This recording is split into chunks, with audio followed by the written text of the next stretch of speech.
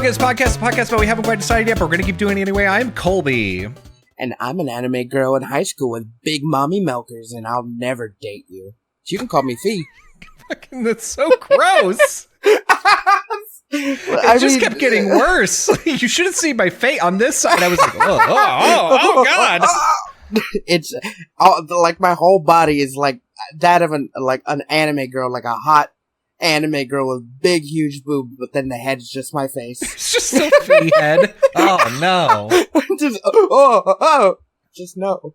I don't know why. I thought of that like earlier, and I was like, that's funny. And what a tragedy. No, that's the makings of a great comedy. Thank you very much. I guess, but especially if she has your voice, like that's even worse. It's like you're like, wow, man, that girl's like really hot, and then you come up and she's like, dude. Oh man, that girl's really hot, and I turn around and they're like, oh, never mind. I don't know. I mean, every time I get phone calls from like anybody that I don't know, they always call me ma'am. Every time I go through a drive-thru, they call me ma'am. I pretended to be my mom successfully over the phone. It's hilarious. I don't know why. Why? Yeah, it's like you don't have a feminine voice. I guess because it's high pitched. Maybe it's not though. Is it? I don't know. I can't tell how I sound. Like I hear myself, but I'm like, that doesn't sound like a woman. But I mean, what do I know? I mean, fair, but you don't though. Like you for sure don't. I mean, the consensus doesn't lie though. Like apparently, I sound like a woman to everyone who doesn't know me. Okay, I mean, dude, I've been mistaken for a woman, like with people in front of me. Like. And they don't correct themselves, even though I know they realize, and then they, like, at the last minute, they go, oh, okay, sir. Like, at work especially, people come, they're like, no, I'm here for this or that. And I'm like, okay, well, just wait right there, I'll be right back. Okay, ma'am. And then they call me ma'am until I guess, like, they look at me, like, directly in the face and realize I have facial hair and not a woman. See, okay, so here's the thing. What I'm currently thinking is, and I have to preface this by saying I grew up in South Texas. There's a lot of like I dated a lot in South Texas. Everybody is like really cute. All right, great. Now that that's out of the way. Oh, thanks. Maybe everybody's actually ugly down there. Maybe that's what it is. They're like, no, that's just what girls look like around here. Just like that. You're like, dude, I have a mustache, and they're like, yeah, I know. It's like you won't shave it either. It's fine. It's like a feminist thing. Don't worry about it. So does my wife. What is it? What difference does it make? You're like, I thought the stupid one. I thought you were giving me like a compliment. You're like, see, everyone in South Texas is cute, and I'm like, oh, and then you were just like, but down where you are, they're all ugly. I was like, oh. I'm just saying, like all these sailors that come in from port, and they're like, they're like, yeah, I'm gonna go into the city. Oh, I hear they're all very ugly, so it's fine. And then they see you at the security guard post, and they're like, damn, they weren't kidding. That's like.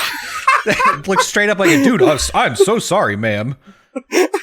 It is ma'am. Thank you. Fucking just is it because like I got curves, I got fat boy curves.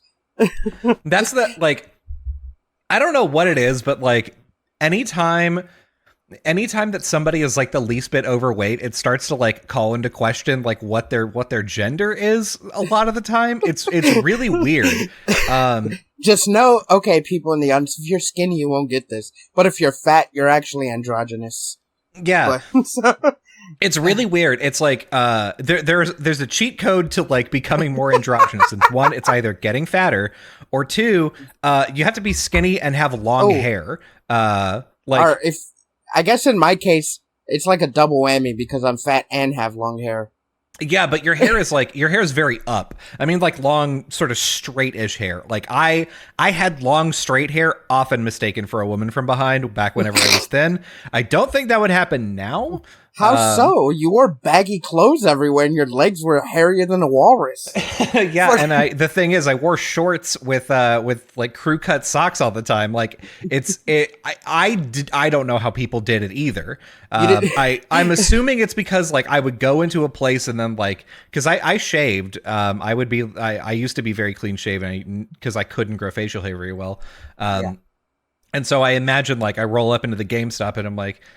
Just sitting there with my copy of whatever Sonic Adventure 2 DX, and the person behind the counter is like, "Oh, that'll be like blah blah blah, ma'am," and I'm like, "Ma'am," and they're, "Oh, I'm so sorry," like because like they look at me, they see like my crooked glasses, my like smooth skin and very long hair, and they're like, "Oh, this is just like a weird looking girl for sure, right?" And your luscious lips and your fucking dainty, my kissable lips.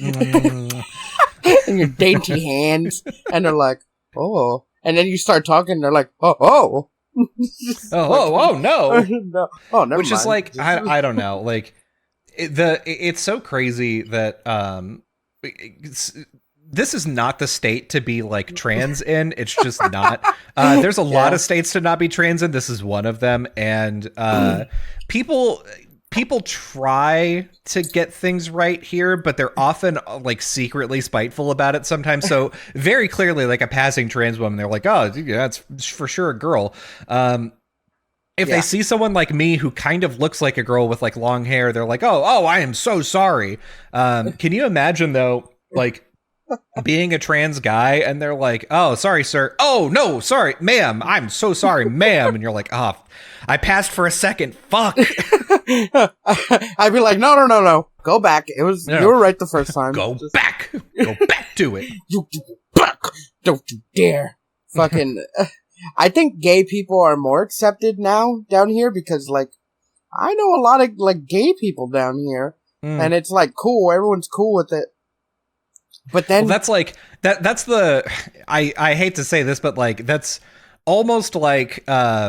Imagine going back to like the early 90s and be like, yeah, it's black people are cool down here now. Like, people aren't as mad at black people now. Yeah, like it like the amount of like minority groups that are not accepted and like everybody is very like about like it decreases every year, but there's always like another goalpost. So it's like, oh, cool. Now, like, gay people are okay, but trans people are still like, we fucking, no, don't come to my bathroom. And then at some point, trans people are going to be accepted. And then it's going to be like, I don't know, something else. It's got to be like, what?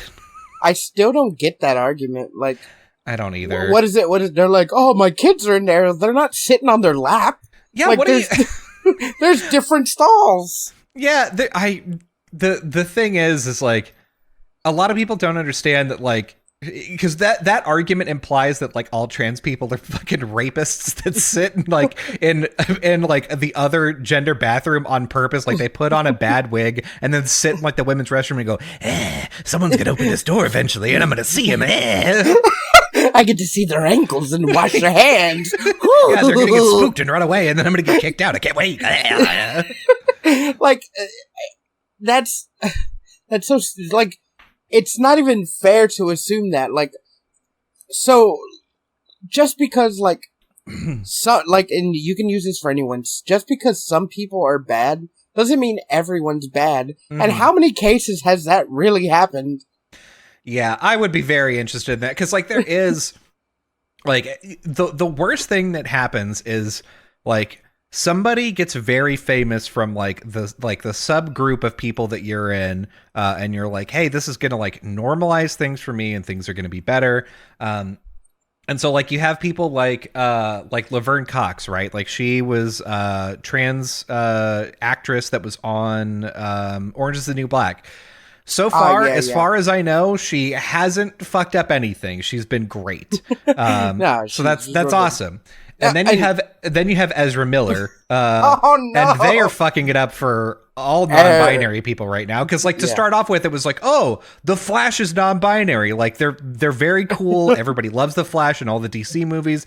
They're like the only character that anybody actually likes. So like this is going great. And then in the past 3 months, like it's just pandemonium. Like they're like, they got arrested for like being drunk in Hawaii, and it's like, okay, you scoundrel, you got drunk in Hawaii and got a little glitter, and it's kidnapping people. Yeah, then they're like the most recent story that I got was like, oh, they went to like a pride event and were acting very inappropriate with like a minor, and I was like, oh god, please don't do that. And then I got another news story that was served to me, which like my phone at this point knows like, you're interested in the Ezra Miller drama, aren't you? And I'm like, no, but keep sending it to me, I guess. And so at this point, they're like, oh yeah, Ezra's got like a mom with her 3 kids from Hawaii living in their house with a bunch of guns everywhere that are unsecured. And I'm like, what the fuck? Come on. God, yeah, I'm just like, God, like, what were you doing before this that like made you just go off hinge? Like, you were fine, and then all of a sudden you took crazy pills and like, yeah, you gotta wonder if like it just happened to be that like maybe somebody pointed them out as like, oh, Ezra Miller is the new Andy Dick, and I went, oh fuck, that would suck for non-binary people to be like, oh, we have our own Andy Dick now. Fuck, dude. Well, okay, so that sucks, but that's also funny. But like they were fine, like for the Batman movie, like Batman vs Superman, and then the Justice League movie, and then it went downhill. Like, yeah, and like what? you gotta know that like, is it Warner Brothers that's doing all the DC movies? They're sitting on that Flash movie and they're like, oh fuck, what do we do? Just like, do we just lock Ezra up for another like 6 months and then release the movie and then be like, here, you can go fuck off now. You're no longer the Flash. No. They're gonna recast the Flash, and then they're gonna reshoot every scene that Ezra Miller was in. Mark my words. If I had to bet, what they're gonna do is be like, they're gonna release the movie as is, and then they're gonna be like, because of, because this whole thing is, the Flash is doing multiverse shenanigans. I imagine that they're gonna be like, we're just gonna pick a Flash from a different multiverse. Dude, what they should do is what like all the fans are saying. Just get the Flash from the TV show. Yeah, I mean, he has a stupid name, but I don't know what his name is. It's something stupid. Hold on. Okay. I'll look it up. I can't believe that you're like, yeah, no, the Flash from the TV show is great. Stupid name though. He has a stupid Grant Gustin. What's wrong with that? It's stupid. Okay. I hate names that literate like that. Yes, 2 G's. He doesn't look like a Gustin. What an asshole. No, actually, I thought it was like something. I thought his first name was like fucking Gregorio. That's why. So I was like, oh, that's stupid. No offense. Gregorio would be a great name. No offense to anyone named Gregorio. Named Gregorio, but your name sucks. Your name sucks, and I hate you. I'm fucking like that guy from the Dexter's Lab episode. I hate kids with funny accents. I hate guys named Gregorio. Oh god. Speaking of the gays and the LGBTQ, well, we have a lot down here.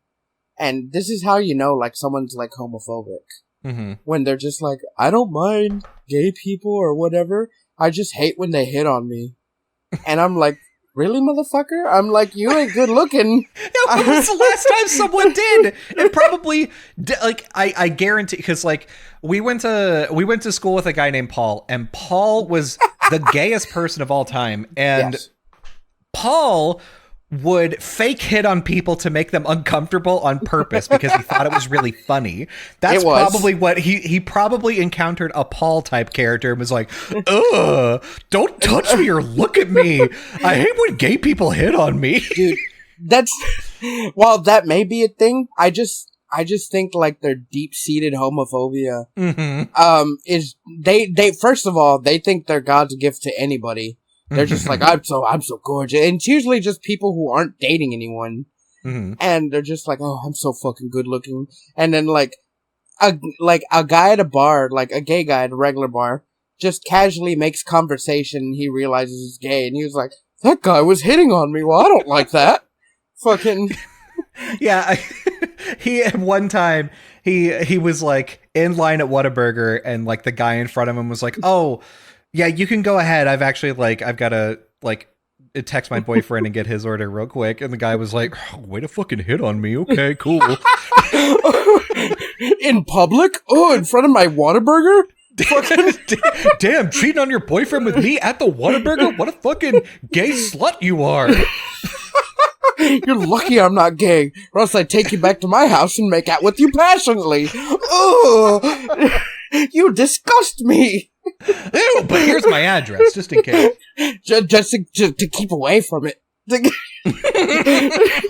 Don't drop by Saturday night at 8 o'clock and have a lovely evening with me. Yeah, I'll be there, and I will hate it if you were there too. I'll sleep with you out of just sheer hate. Just to prove how gross you are and how gay I am. Prove how straight I am. God. That was a thing, actually. What? To start the Proud Boys. It started off as a bunch of like white nationalist assholes, and then now they're also domestic terrorists. Yes, but. That was like one of the initiation things, was like, to prove you're not gay, you have to put a dildo in your ass and you have to say you don't like it. You're gonna hate it. Yeah, I hate this. This is the worst. Oh. You gotta get it real deep in there. Just the tip. It's gotta be the whole shaft, son. You gotta go down to the bottom, and if you moan once sensually, we're gonna beat you up. We're going to actually kill you. and if you even seem gay, we're gonna all have a group makeout session to prove you're gay. Just we're gonna kiss the gayness out of you. As I always say, fucking those who fucking complain the loudest are usually gay. Mm-hmm. Which, like, the funniest thing is just, like, whenever you know an amount of, like, gay people in South Texas, especially while we were growing up, it was the funniest thing ever, because, like, they were usually very discreet about, like, you know, dating or going out with someone all the way up until they were slighted, and then it was like... Oh, no. Like, I sucked that guy's dick at a party. He begged me to suck his dick at a party, for sure. And you're like, what the fuck, really? And he's like, no, you fucking liar, asshole. He's just using his gay lies on you. Just, He's done his gay magic on you, and you're just believing him. I would never. Dude, that's the thing. So, like, I'm bi, and I see guys all the time. But dude, they're just like, oh, I'm married. I don't want people to know that I like guys too. So, can we go to, like, I don't want to be seen in public. Can we just do something?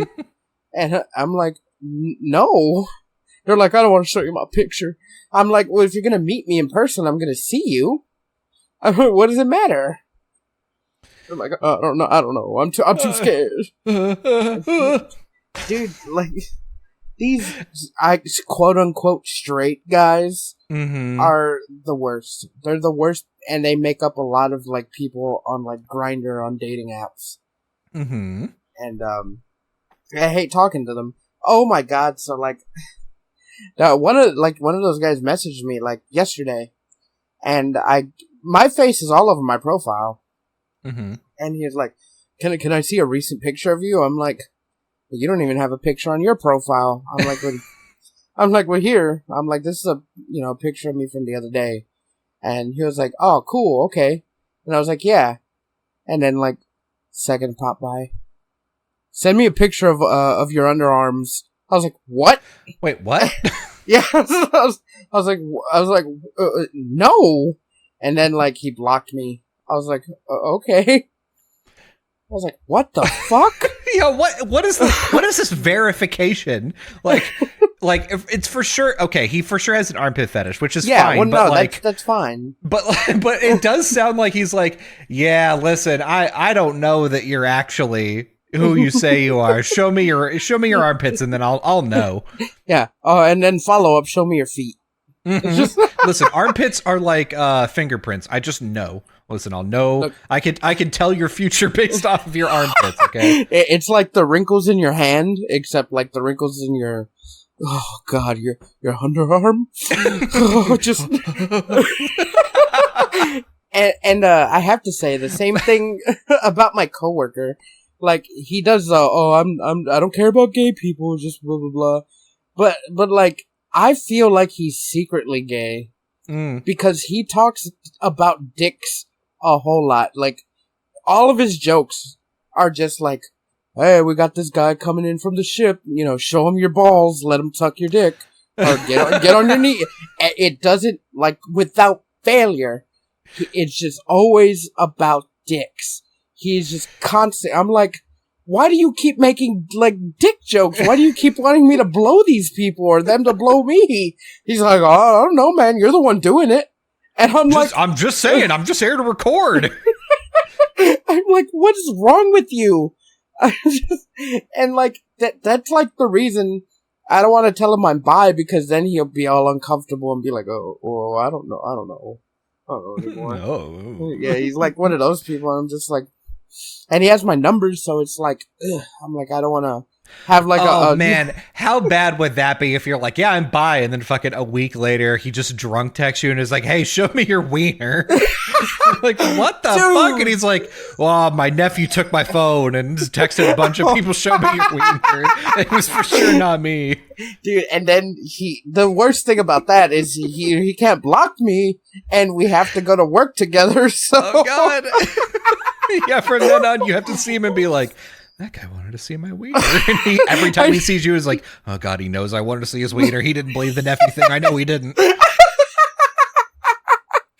Oh, God, he's going to tell everybody. And then he's just, like, every day until I guess maybe he confronts me or quits, he's just like, fucking shit. He's like, oh, every time he gets a call, like the boss or anybody about work, he's just like, oh God, they're gonna ask me. Just they're gonna say, hey, you gay? And they're gonna fire him. On the ground of being gay. Just.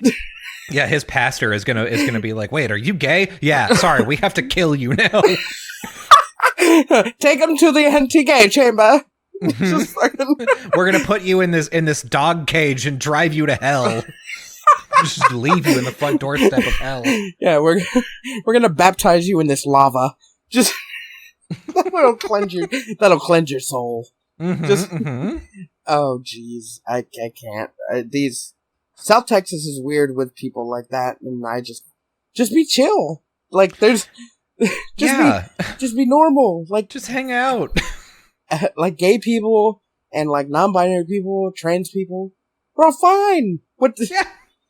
Like the things that concern them are mostly like in their head. Oh man, what am I gonna eat today? It's like it's normal shit, dude. Dude, I like the things that go through my head like every day are not like, oh, that straight guy looks handsome.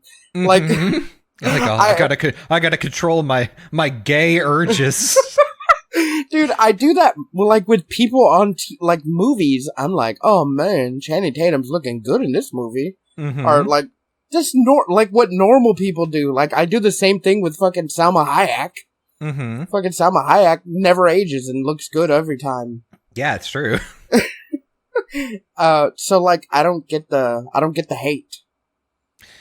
Yeah, it's really, so the whole thing, I believe, probably stems from the fact that they don't know anybody who's gay or like anybody who's like different.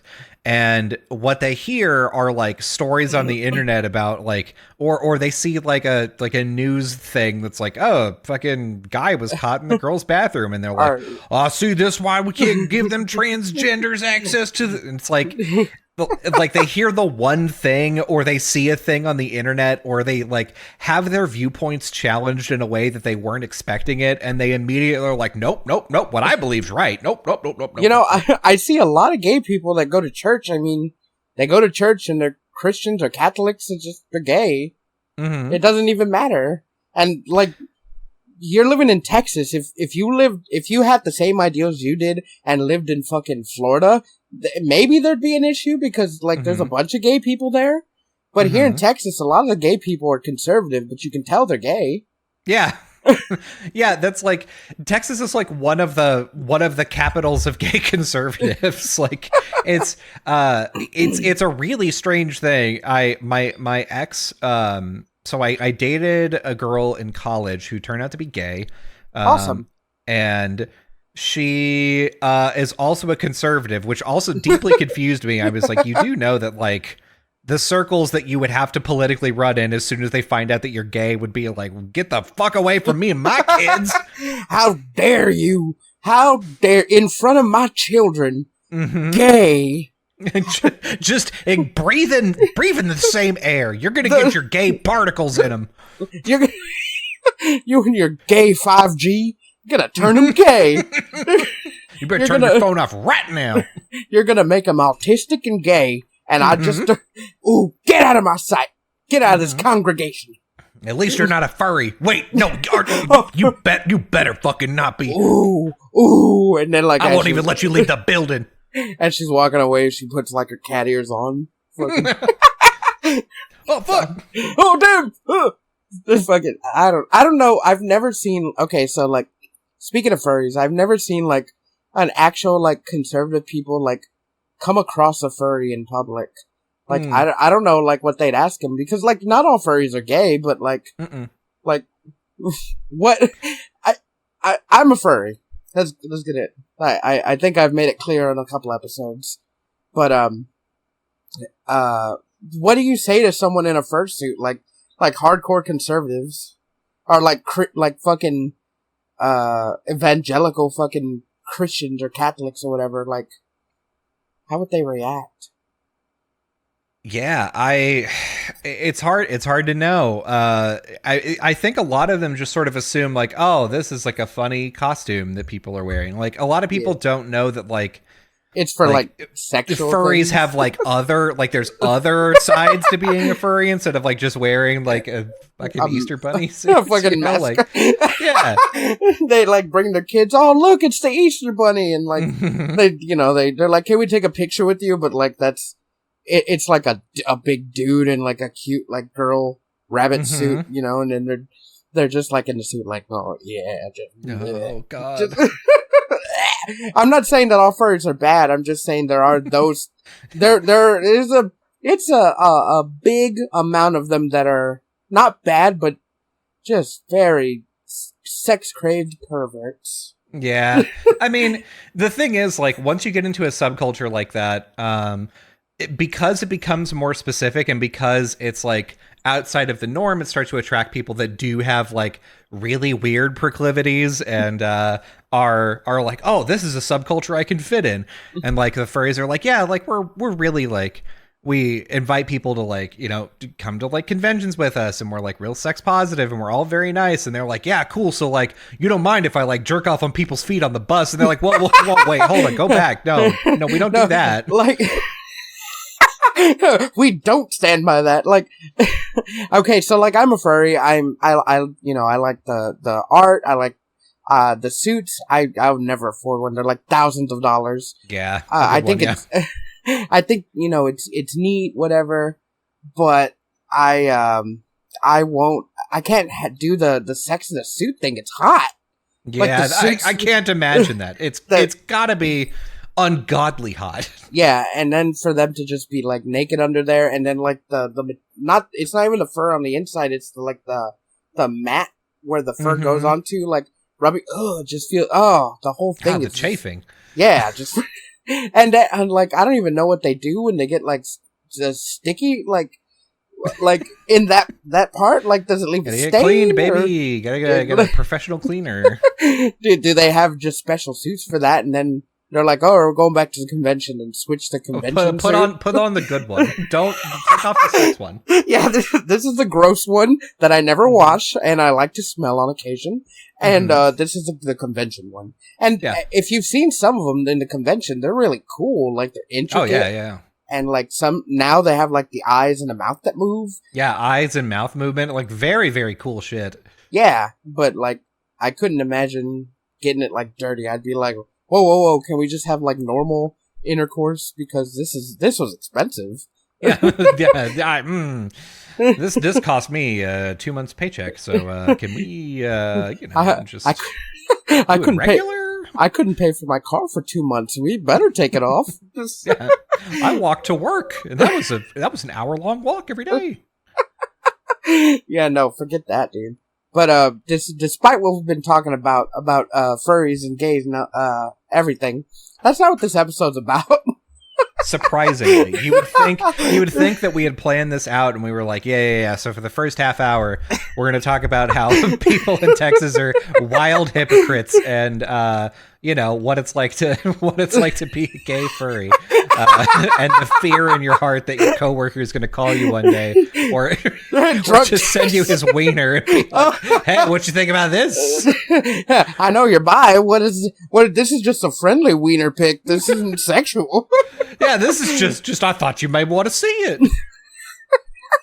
I know you said your internet's bad. Thought I'd give you some material, I'm like, why? No, I don't even like you. Just, I think you're gross.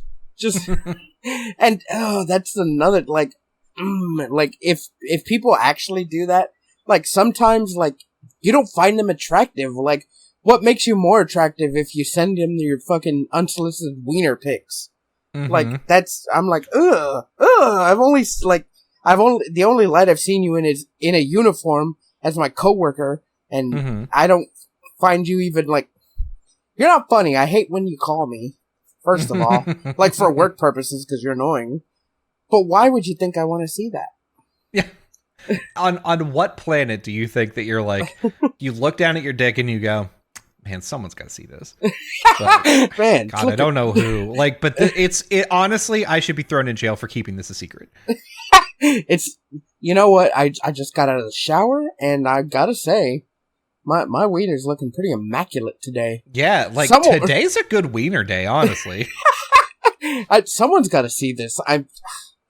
Well, there's only one person I know that's any kind of gay. There's only one person that would accept a picture of a wiener, I bet. Look, I'm not even going to ask him. I'm just going to send it to him. Yeah, just going to do it. And you know what? I'm going to follow it up with, you're welcome. And I know he'll appreciate it. Mm-hmm. That's just is that what people's is that what goes through people's head? Even for straight people sending it to women? Is that what goes through their head? I bet. And they're like, yeah, this is gonna get a good reaction. Look, I know they didn't go for the pickup line, and I know I called them an idiot and a whore, but this mm-hmm. dick pic will fix it. Just mm-hmm. This is what they've been waiting for, and honestly, me too. Yeah, look, this is gonna turn it all around. You know what? In an hour, she's gonna be here, and she's gonna see it in person, and she's gonna mm-hmm. marvel at the spectacle that is my penis. You know what? Just to cut down on messages, I am going to write my home address on my wiener and just make sure that she can just come on over. I will I'll say it's waiting for you. That's what I'll put in the text. Yeah, here it is waiting for you, and it's going to be my wiener under a microscope because it's obviously very small. And she does need to read all the text. So. Yes. I have to. You ever seen? I've watched a lot of videos of people writing on grains of rice. So I'm equipped for this situation.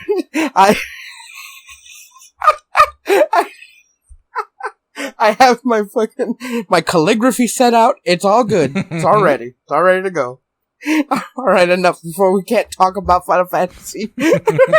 Yeah, this is an episode about Final Fantasy, as you've no doubt guessed by now. Well, what do you think of when you think of gay, drunken wiener text? It's the mm-hmm. Final Fantasy. Yeah, because that's my Final Fantasy. See, what's the last fantasy you had? Drunk text from your coworkers sending you nudes. The mm-hmm. Final Fantasy. That's it. Thank you. Good segue, Fee. Oh, baby, I'm full of it. I'm full of it today. Oh, man. So, you want to go ahead first, or you want me? Yeah. So, we're gonna start off with the Final Fantasy VII event. Yeah, baby, they got announced, and we're gonna be they had a whole ass event for Final Fantasy VII, we're gonna be in our 50s when it comes out. Listen, I am not. I am gonna be, by the time the last one comes out, We'll be in our 40s. I may be in my 40s. I don't want to, though. I don't. Can I not, actually? Fucking Nomura, I'd like that. And Nomura's doing it, right? Yeah, Nomura's the guy who's, like, the director behind it, yeah. Yeah, I'd be like, please, Nomura. Fucking, I'd like that not to be a fact. But mark my words, like, in 10 years, when we're still doing this podcast grumpier than ever, it's the last one's gonna come out where he'll be like, oh, I told you this fucking 10 years ago. Episode, like, 38. Fucking, what did I say? Kobe? I don't know why I sound more old, but like it just... What did I say? Fucking old-ass Hank Hill. Just... What did I say? I said, back then, it would be this long. I don't know why I sound like way older. It's just 10 years. I sound the same. You're like in the hospital about to die. Recording the last podcast with all the IVs going. So yeah, they had a whole event for Final Fantasy VII, and there was just a bunch of stuff that they got announced. Like they started off real strong, right? Yeah. No, didn't they start off with the first soldier? Yeah. I mean, they started off with First Soldier. That's not strong. Okay, that's fair.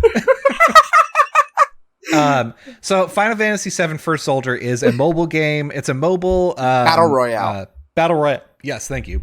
Yeah, so it's like it's going. Things are happening. If you want to play it, you can.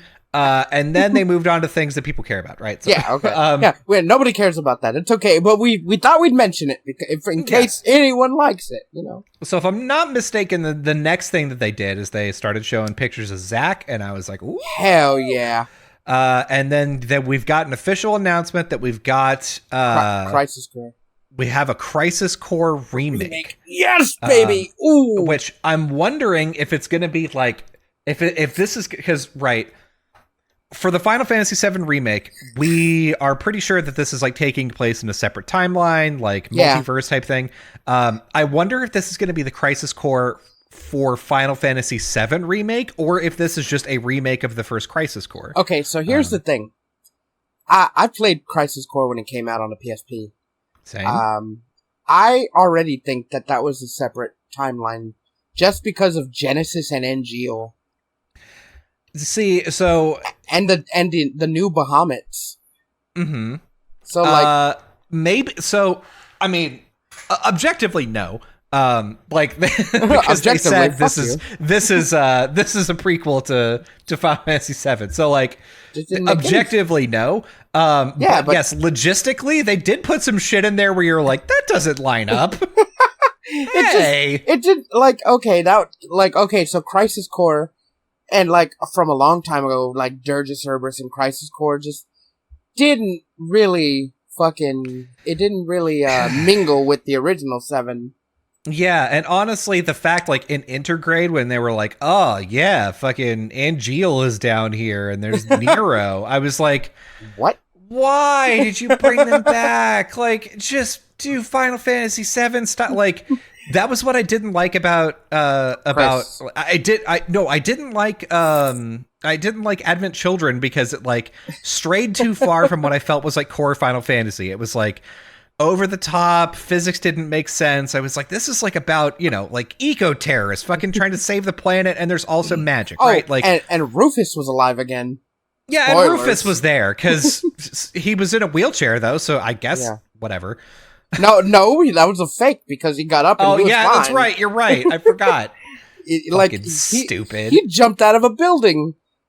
The last time you see Rufus in Final Fantasy VII, spoilers for Final Fantasy VII, last time you see Rufus in Final Fantasy VII, his whole shit's being blown up. The whole fucking building's blowing up. Yeah, he gets hit with like a direct blast from, what is it, Ultimate Weapon? Or one of the weapons? Yes, or a diamond, I believe. Yeah. And you're just like, oh, fuck yeah, he died. Fuck him, because he's a bitch. Mm-hmm. And then in Advent Children, like, he's in a wheelchair, just draped. And then he gets up and he's fine. Nothing's wrong with him. Yeah, it's fucking stupid. It's like, what? And then Dirge of Cerberus and Crisis Core both added like Project G, which was like where they were starting to experiment with like Genova cells, and so they have some super soldiers, but they're all fucked up and weird, like Sephiroth. But Sephiroth was like the most successful one. Yeah, and like, hey, why did you do that? Yeah, like why couldn't Vincent just be fighting like more Shinra? That's his story. Like, he was a Turk, and Hojo fucked him up. Why couldn't he just fight like the remaining Shinra? That's just, oh man, we're trying to rebuild and be bad again. But that's not what happened. Yeah, like there's so many other ways that you could have gone that would have been like cool and okay, but to be like, you know what? Final Fantasy VII is lacking is magic. It needs more magic in it. We're just going to make a bunch of magic shit. Final Fantasy, like, the thing you don't realize about Final Fantasy VII, it had a lot of magic, but it also didn't rely on it.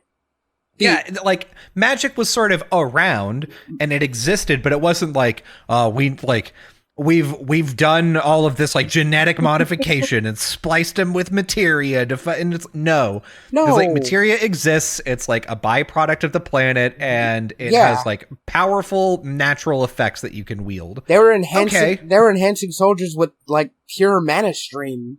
That's how they were doing it, and that's where you were getting super soldiers.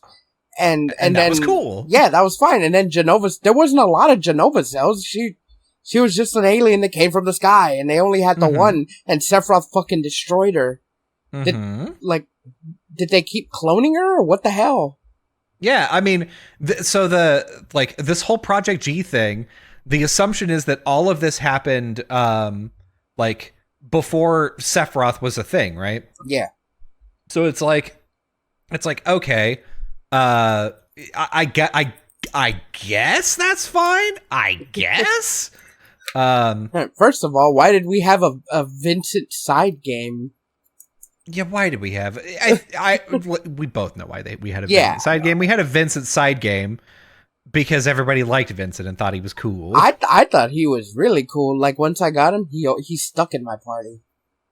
I was so mad at Final Fantasy VII because when you get him, you're like, wow, this man is the coolest man of all time.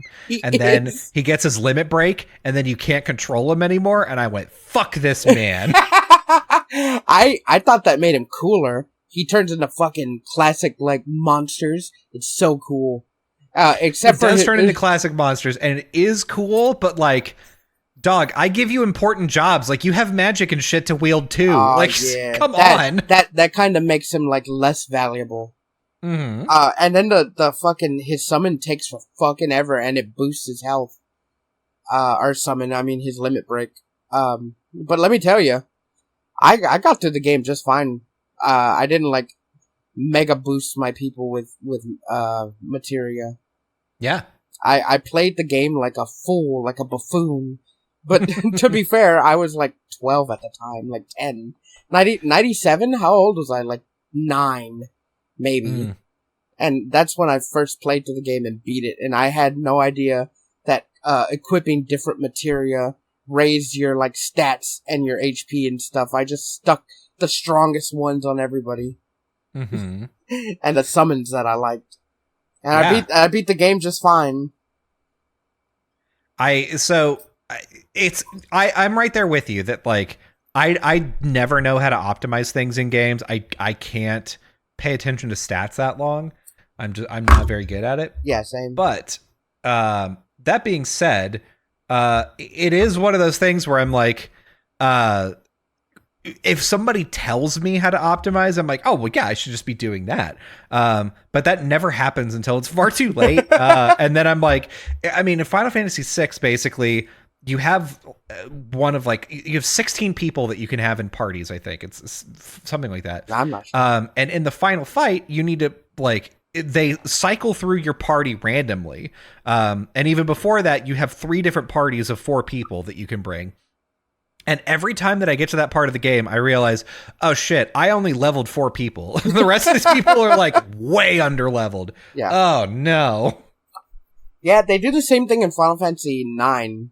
But it's way better because like you have a party of 4, and when you get to fucking what's his name, Necron, yeah. Your party's like, okay, we all died, but we're gonna give our last life to bring y'all back to life, and y'all fight him, and you get to choose who you want. So yeah, which is cool. Yeah, it's a lot easier. Yeah, it is. It is, and yeah, in Final Fantasy VI, they have it to where like you go to another like boss, and then if someone dies, just another party member runs in, and you're like, well, that's not the one I wanted. you're like, yeah, I'm starting out with my core 4, or I think they randomly pick actually to start with, and so you're like, man, I've got one of the core 4. As long as like I'll keep this one, and then like we'll move on, and then like one of the other ones die, and some other shithead comes in. You're like, God.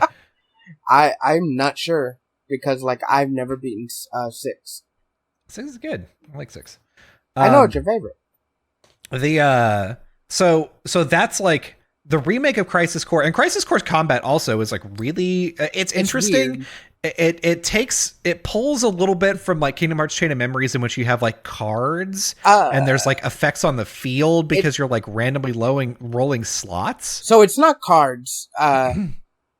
It is just slots in Kingdom Hearts combat. And if you get like certain 3 in a rows or whatever, you get like a field bonus, or it gives you a summon. And then you can equip certain things to make reels land more often, I think. There you go. That's what it is, yeah. And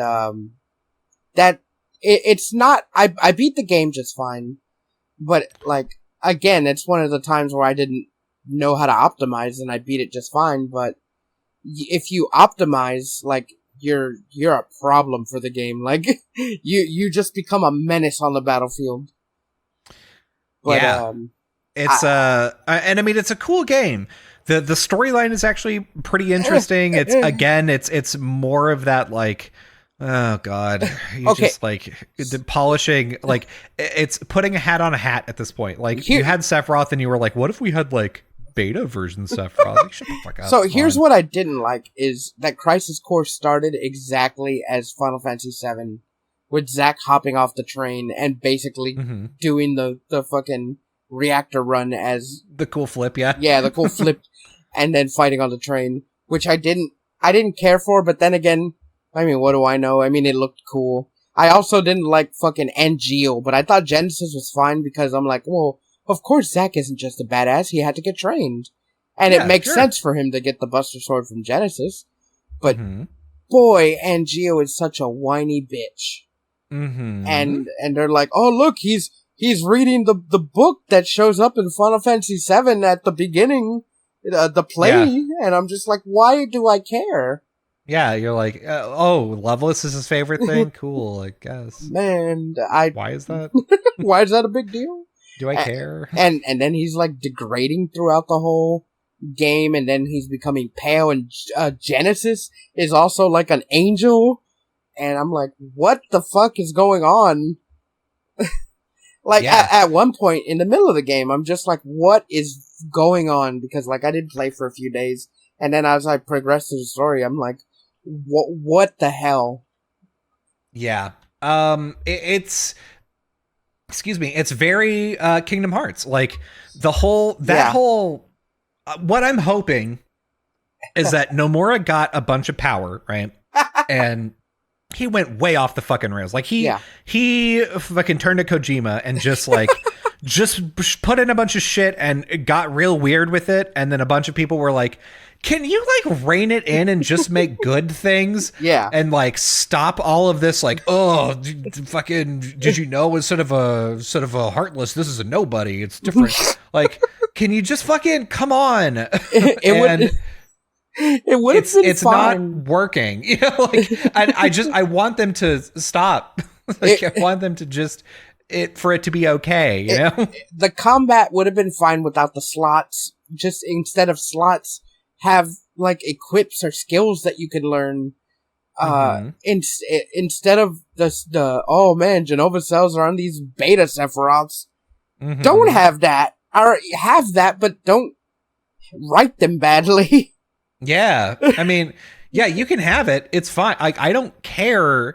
I wouldn't have cared if like this had been hinted at, or it was very clear that they like bolted some shit onto the front and the back, and they were like, well, there's these new characters you got to care about, and like, I don't. Do I?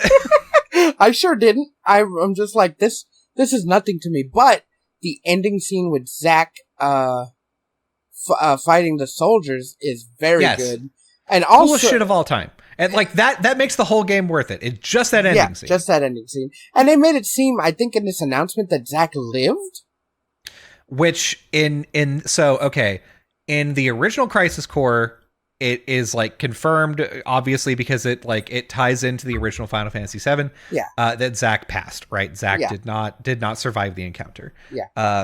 If he survives this time, to me that confirms that this is the Crisis Core of Final Fantasy VII Remake. Yeah, which is interesting. I hate that they're gonna shoehorn in maybe Angio in Rebirth. Oh yeah, of course they are. I hate it, but They introduced him in Nero, and that's how it works. I hate it, but I have to play it. Like, no matter what. But God, I don't like that. Also, Final Fantasy VII is getting an HD update for mobile. Mm-hmm. And that game looks pretty cool. I'd play it. Yeah, so there's a couple of things, like, I've read more about it. All right. And there's a couple of things that...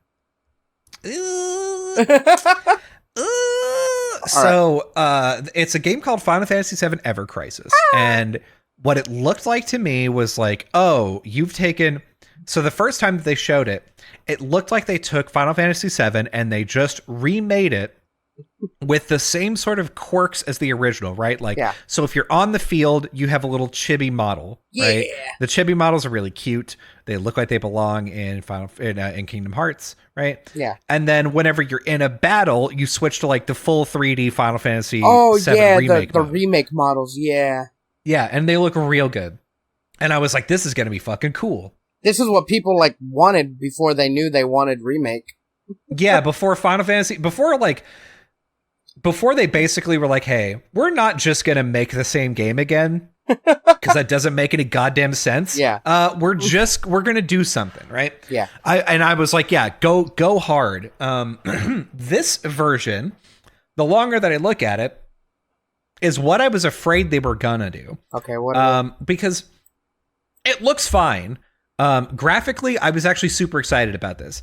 The latest trailer, though, is giving me some pause for a number of reasons. One of which is, number one, there's a bunch of Zack scenes. So, like, okay, you're expanding on the story of Final Fantasy VII then, because you have some Zack scenes, right? Yeah. Like, is this going to cover the original Crisis Core? Is this not?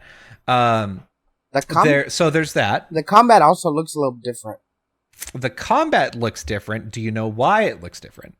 Because the UI down here, like, it has the remake.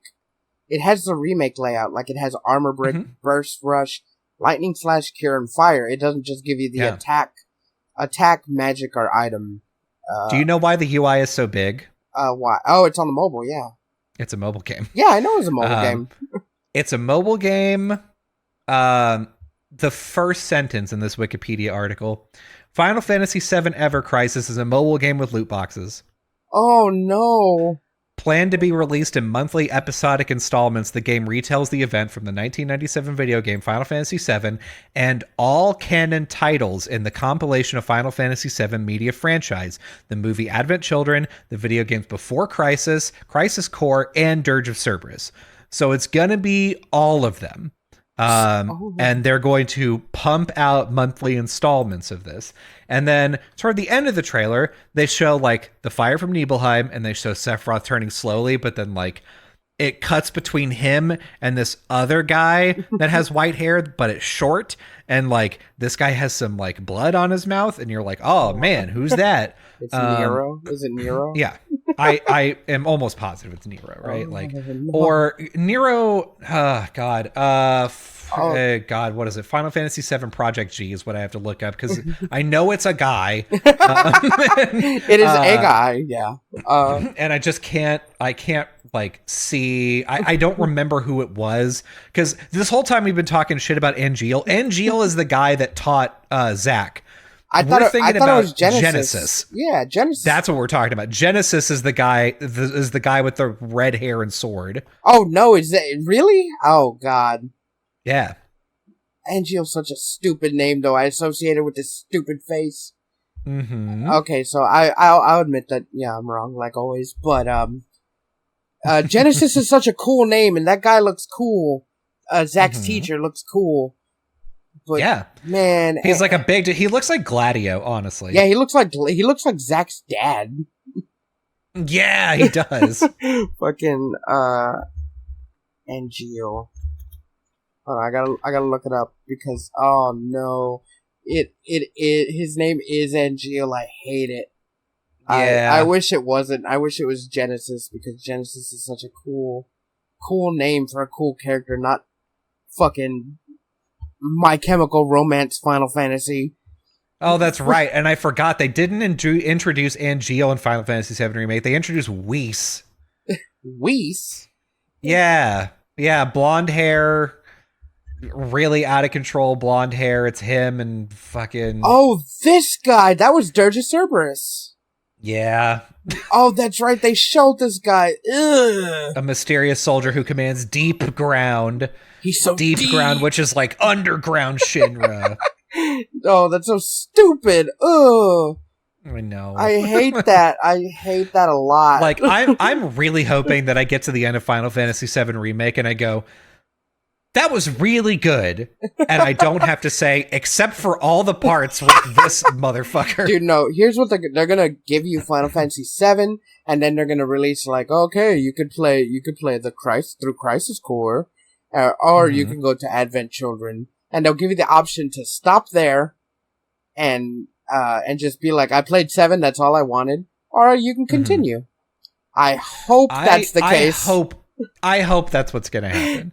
If I had to bet, what they're going to do is milk this for 5 years, and they're going to start with like Final Fantasy VII, Chapter 1, Midgar, and then you're going to finish Midgar, and then they're going to be like, great, next month, Dirge of Cerberus, Chapter 1, or fucking Crisis Core, Chapter 1. Like, it's going to be like disparate, and you're going to get all of the games finally after 5 years. Like, I'm hoping they don't do that, but again, I mean, Square, the only thing that Square has done recently that has, like, made me have faith in them again is Final Fantasy VII Remake, and I don't know.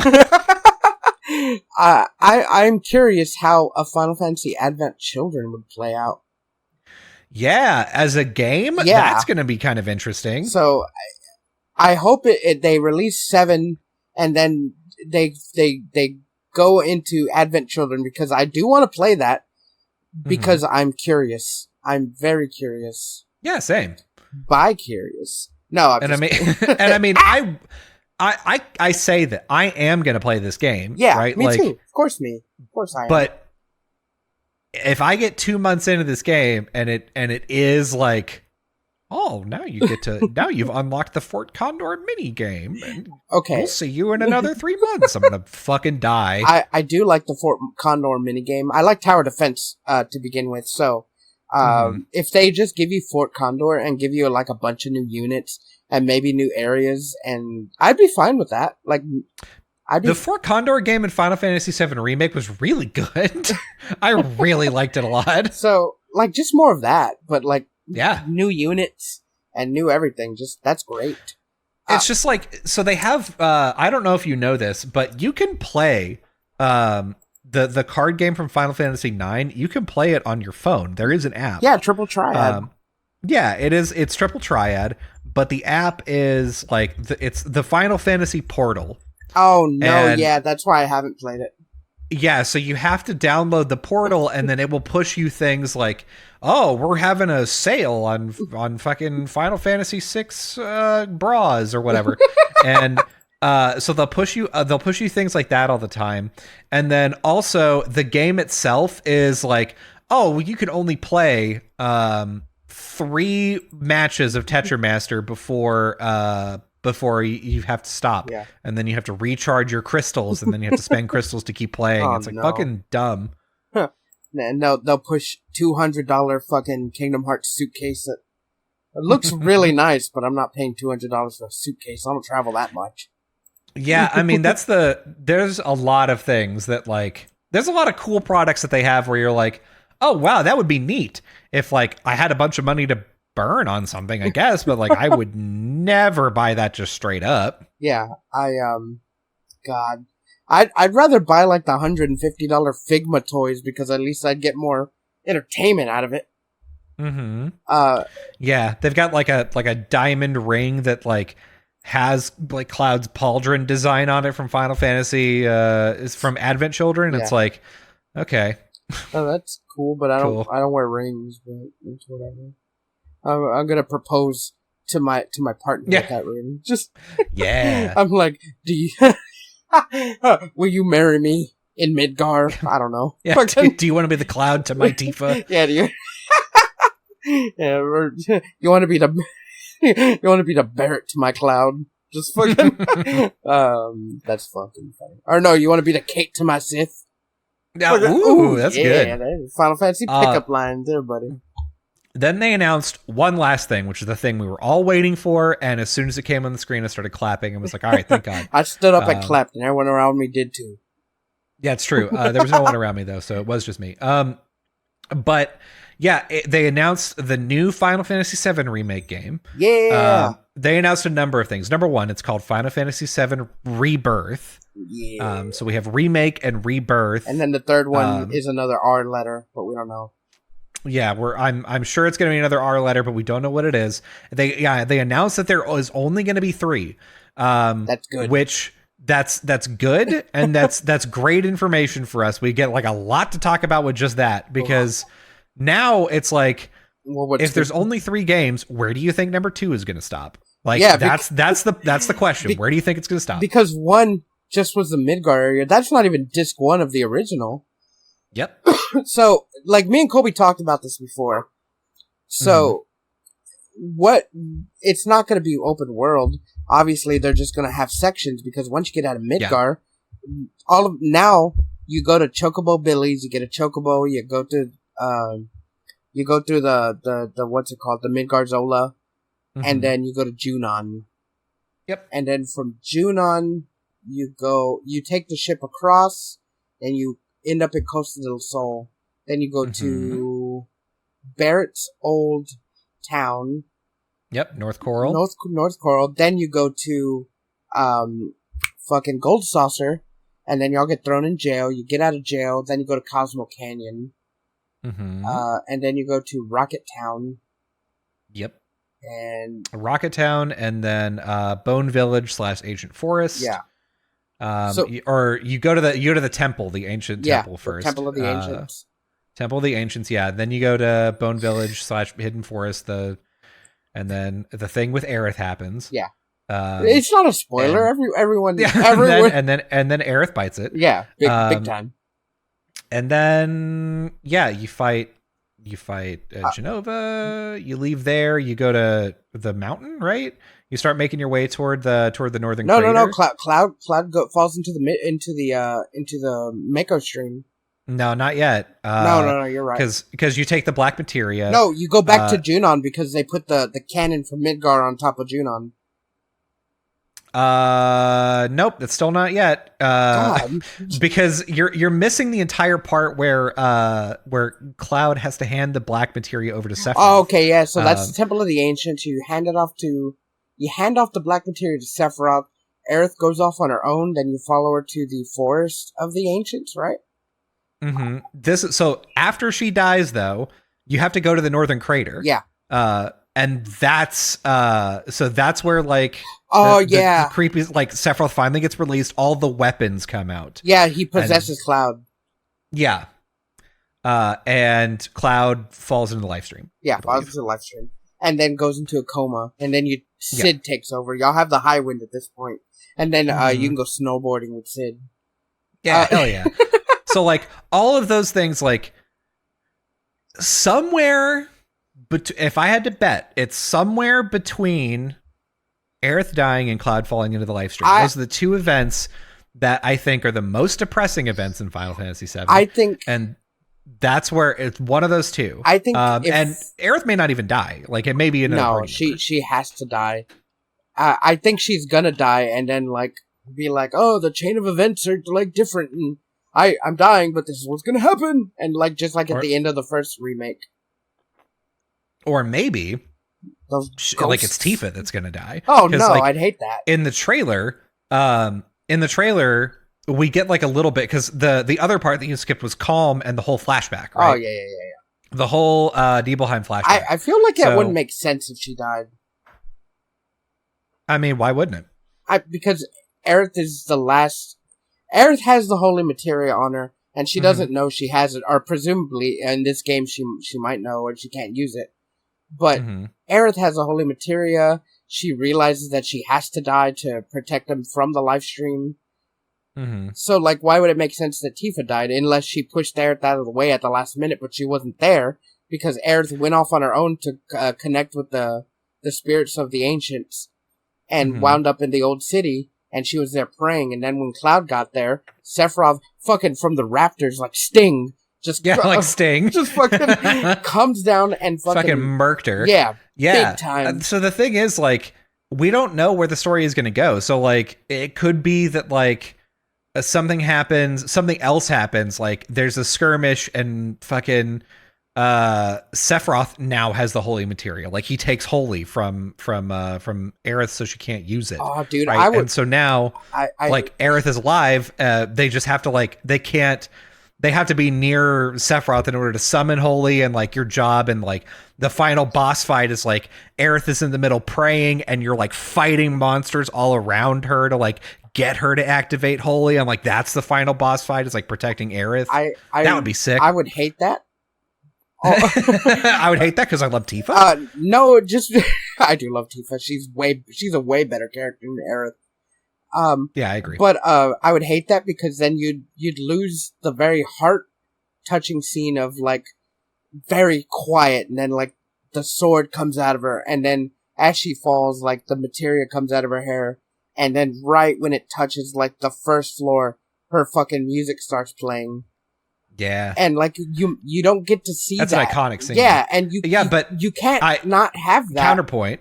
Counterpoint, you've already seen that, Fee. It's in Final Fantasy VII. Yeah, you can just go play that if you want to watch it. No, but I want to watch it with remake graphics, and I want Cloud to. I want them to explain why Cloud can stand in that water like as deep as it is and not like drown. Like he's treading water and really. Yeah, he's just treading water, just very still. He walks in there and then drops. He pulls a Jurassic Park where the T-Rex is on the one side of the fence. And then when it breaks through the fence, you look on the other side and it's just a downfall. Yeah. I want to see that in better graphics. So yeah, I mean, there's a lot of, so in the beginning, whenever, like in the trailer, there's a line where Cloud is talking about Tifa in the Rebirth. Yes, in Rebirth. At the end of the trailer, right? Mm-hmm. And he specifically says like, he's like, oh, you were still and you weren't moving. I thought you were dead. And then Tifa's response, or at the very least, the way in which they make it seem like this is Tifa's response, is Tifa says like, so clearly I'm here, so I didn't die. Or do you think I'm an imposter or something? Yeah. And so that's an interesting line, because if I'm not mistaken, that's not in the original. No, I don't think that's in the original. So it's not in the original, but then again, from remake, they've already like switched a whole lot of lines. Mm-hmm. So it could be that what that means to me is like, this is an important line. Like, this is like a sort of like a cool, critical, maybe if you know, maybe you know, maybe you don't kind of thing. Like I would be interested in coming back and watching this trailer after I finish Rebirth, and being like, oh man, they totally hinted at this the whole time. But Well, so Like, that's your theory. Here's my theory, because I don't think it's that. okay. My theory is, because he's saying that line, maybe that hints at him finding out that he's not who he thinks he is, because remember in the game, he finds out in disc 2, I believe, that his history is Zack. He just took Zack's, history and made it his own because he was dipped in the live stream, and he was very confused until Zack brought him back to Midgar.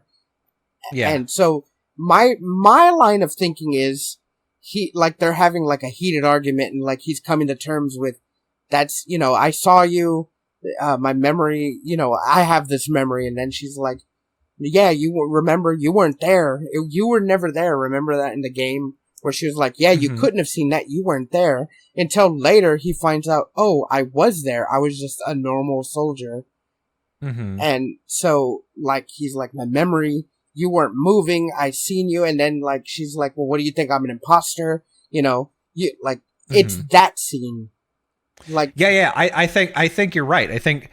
But I think that also, the other thing that does, so that obviously casts doubts on Cloud's memory, which we have had doubts about Cloud's memory already, because there's a scene where Tifa said mentioned something about Nibelheim, and he's like, oh yeah, the whole city was burned down or whatever, and he mentions something about coming back to Nibelheim and seeing Tifa, and Tifa was like, yeah, just very non-committal, what? Yeah, it was more subtle in the remake than the game, because in the game she just kind of scoffed it off and was like, yeah, you were there, because she was still using him to help them in their, in their fucking eco-terrorism. Yeah. And I think, so I think there's a multi, I think this serves a lot of different things at the same time, right? I think this serves both, casting doubt on Cloud's memories and Cloud as a narrator. Yeah. This also serves to cast doubt on Tifa as a character, because now, as we go forward, we know that Aerith is a super important person, seems to know more than she lets on. So maybe we're supposed to be more sympathetic with Aerith and be I think Aerith is telling the truth here. And I think that Aerith is the one that we should be listening to. And then maybe Tifa is being played off as this sort of antagonist kind of asshole character. Yeah, maybe they actually confront her in this game, because Aerith knows the history. She knew about Zack. She knew about all the stuff. I think even in Crisis Core, she's seen Cloud, but vaguely without his helmet, or she saw him with Zack, but didn't know it was him. But maybe she realizes it. It could. Yeah, that's totally possible. And especially if they're remaking Crisis Core, they could specifically include scenes that that is one thing that I'm a little worried about. Which, I mean, I was going to play Crisis Core anyway, but I would like to be fair to other people that are just going to play Final Fantasy VII Remake. Yeah. I'm worried that they're going to include a couple of scenes that you're going to need for context in Final Fantasy VII Remake that don't make sense otherwise. But whatever. Yeah. Here's another thing, and I think they're going to make the conflict of the memory and talking about it a bigger thing, because maybe Tifa is trying her damnedest to not tell him that he wasn't there and stuff. Yeah. And that he was wrong, and maybe he doesn't want to believe it. So maybe she's, because part of it also is, if I'm not mistaken, that she's she wanted to believe that as well. She's I got my friend back, and we're having a good time. He's helping us do this thing, and he's all confident. I know that I'm using him to be this mercenary with this mission that I'm a part of, but I'm glad that he's back, and this is the thing that I want to believe. But then at some point, toward the end, she's like, okay, I've got to tell you the truth. No, you didn't. No, that is not what happened. You were not there. Yeah, that's when Tifa goes into the live stream with Cloud to piece his memories back together. So that's what I'm thinking that line specifically is referring to, is them arguing over his memories and stuff. And maybe Tifa does come off as more of an antagonist, because she doesn't want to, like, let Cloud in, like, let him in on that, know what he's saying is wrong. He never made Soldier. He was just like a Shinra security. Yeah. Like, and Cloud's already doubting himself because, like, he keeps hearing, like, Zack's voice throughout the game, the original at least. And he's having trouble with his memory. He kind of, like, blacks out, and now he's, like, wondering who he is because even for a little while during Final Fantasy VII, he thinks that he is a rejected Sephiroth clone.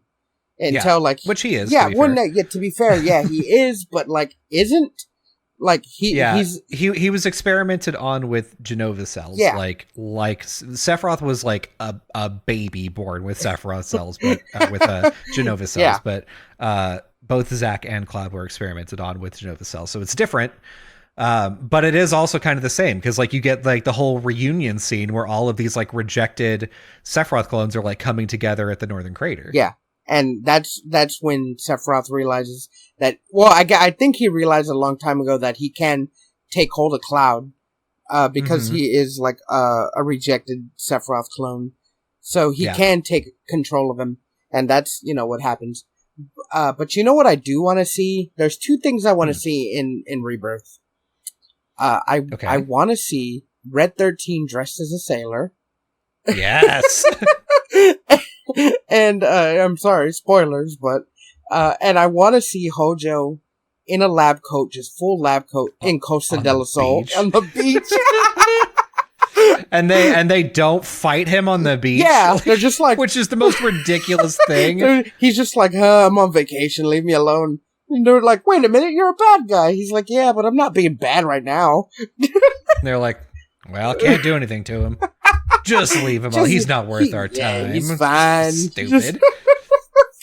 The things, like, the other thing that I'm thinking about is, like, so with trilogies, with, like, most good trilogies, the way that you do it is, like, you have the setup story that has a feel good ending. The second movie, you end it off on a depressing, bleak ending, and then the third movie, it's very triumphant. Right? Yeah. So, like, that's why I'm thinking it has to be, like, the death of a major character, or meteor, like, Cloud falling into the live stream, meteor being summoned. Or meteor being summoned, and, like, that appearing in the sky. Because, like, the other thing that they showed off in the trailer, like, first thing that they showed off was, like, what is Sephiroth's true aim? And the thing is, like, correct, we don't know in the game, but, like, if you play Final Fantasy VII, like the original one, you know what it is. But because this game is different, that makes me think, is Sephiroth's goal something different? Like, is Sephiroth aware that they're, like, that this is a second iteration, a second different, distinct iteration of the original story? Does he have the same sort of knowledge that Aerith does, and now he's, like, trying to do what he can to basically, like, actually become a god and like ruin the chances of our heroes, like, what if the second game ends with Aerith being alive, the reveal of the original Final Fantasy VII having happened already, and this being a second iteration or another iteration of it, and the whole team is now aware, and they're like, "Oh shit! It's not just that he's trying to destroy this planet. He's now trying to, like, fucking destroy the multiverse or some shit." Right? That would make sense with the title Rebirth. Yeah. But I don't want Aerith to live. Just, that's the sticking point. You're like, no, fucking Aerith should die. Look, okay, so here's the thing. Everyone's like, oh, the saddest top 10 saddest moments in gaming, and like, Aerith dying is always, like, in the top, like, 3. They're like, we're kids. Oh, Aerith dying. Here's the thing. I didn't give a shit when I was a kid. Damn. I barely used her in the game. They're like, oh, she was a healer. I'm like, everyone had cure materia. Everyone could do it. And yeah, sure, her stats were better at it, and she also had a limit break that did it. Yeah. That was, like, why everybody used her as a healer, is because when she got a limit break, you just did healing wind, and it was fine. I never did it. I didn't even get her. I didn't even get Seal Wind, or Seal Evil, the first time I played. Yeah. Because I never used her. Because she was... I never put her magic on her or anything. I only used her when I had to, and that was like when you had to use her to fight Don Corneo, and when I think you have to use her in Wu Tai. Yeah. When she gets caught with Yuffie, and that's it. And then I never used her ever. Did you when you played? Did you get the date with Tifa or did you get the date with Aerith? Date with Tifa. Wow, that's like surprisingly kind of hard to do. I'm actually pretty impressed with that. Good for you. I knew what I had to do there because my cousin Tommy, he was like deep diving into Final Fantasy VII. Like he was way into it. He got me like into it, and he told me how to do it. And he also like would always what is it, like the developer in Final Fantasy VII, like you can go into the debug room or whatever. Yeah, on PC. Yeah. He was doing that like almost all the time whenever I was going to his house. Like he was in the debug area. He was just playing modded Final Fantasy VII. Like he was big into it, so I knew how to do it. Nice. But I mean that is cool. Yeah. Then again, he would tell me like bullshit just to like trick me so I could look in the game. And I was just like he was just like, oh, there's a way you could save Aerith, and I'm like, oh, yeah, so many of those. Yeah, and then he was like, there was a secret character that they were gonna put in the game, but they never did. But in the debug room, you can use him, and like little did I know, it was just like a mod for a reskin enemy that he was playing with. So I was like, oh, amazing. But another thing that like I still don't know what it is. I'm sure people do, but like the 12 packs of soldier or 6 packs of soldiers. Yeah, it's the 135th soldier. Yeah. So people mistake that for like, oh, this is one out of a collection of 35 soldiers. That's the scale. It's 135th scale soldier. It's a toy. It's a toy. It's just a toy, yeah. Like, and there's so many things where it's like, if you get through the whole game without dying, if you get first, you have to get Aerith's level 4 limit break, and then you have to go and you have to get a gold chocobo and get you have to get Knights of the Round before Aerith dies, and then. After that, after Meteor Summit, if you go back, there's a Phoenix 2 material. Shut the fuck up. God. There's so many things like that I also wanted to believe. And to be fair, I probably would have been there with like, oh yeah, this is probably the saddest thing that's ever happened to me. I wasn't. To have Aerith die. But it was a beautiful scene, don't get me wrong. I love but the problem is I got spoiled on it twice. So the first time, when I was young, I didn't have a PlayStation, and I found Final Fantasy VII. I bought it, and then I bought the strategy guide for it because that's what me and my family did. Yeah, of course. And so I bought the strategy guide, and I read the strategy guide all summer because I couldn't play the game. Yeah, because I didn't have a PC, and so like. It was the first week that I was visiting my grandparents, and they didn't have a PC, and I was like, I'm going to buy Final Fantasy VII and go home with it. But that meant that I just had the strategy guide, and I couldn't play the game. So I just read the strategy guide a lot. I read the strategy guide a lot. And in the strategy guide, they were like, yeah, just like they got to the part where Aerith was, and then they were like, yeah, just like watch what happens next. And I was like, okay. And then I just kept reading. And didn't notice that Aerith didn't come up anymore. And I had no idea that she died, but I knew that something happened, and I couldn't figure out what it was. Yeah. And then, I was in like a fucking chat room on the internet, and somebody was like, "Oh, take a look at my Aerith shrine." And they posted a link to their GeoCities site with their Aerith shrine on it that was playing her song, and I was like, "Oh, this is good." And then like, it was pictures of her, and then it was like, taken from us too young, and like it showed the scene where she died, and I went, wait, she dies? What? I hadn't gotten to that part yet, because like my PC could handle that, but it was really, really slow and it was buggy. So because my computer was very old at the time, and so like I ended up having to beat Final Fantasy VII way later in life. I only got up to Ultimate, like where the Northern Crater happens, because whenever the Ultimate Weapon cutscene played, the whole game would crash, and I couldn't play beyond that. So I was like, oh, neat. So that was fun. But yeah, like I got spoiled on that, and I like if I had experienced that as part of the game, I would have been devastated. Like. I'm the same boy that cried at the Keenan and Kel season finale, right? Like, I would have cried for days. Why? I didn't. I couldn't get emotionally attached to her. Oh man, I especially love Aerith in the new one because like Aerith is such a little shit. Yeah, I love her. Fucking hit him with the chair. I love the dynamic that she has with Tifa as well. Like her and Tifa and Cloud together. I'm like, this is the thruple. This is the thruple of my dreams. No, just Tifa. But they won't do it. They would not make a thruple because they're fucking cowards. Dude, but like, if they did, ooh, Aerith would never betray Zack. That is not true. That is so true. That is not just true. Because she's Midgar's whore doesn't mean anything. Damn.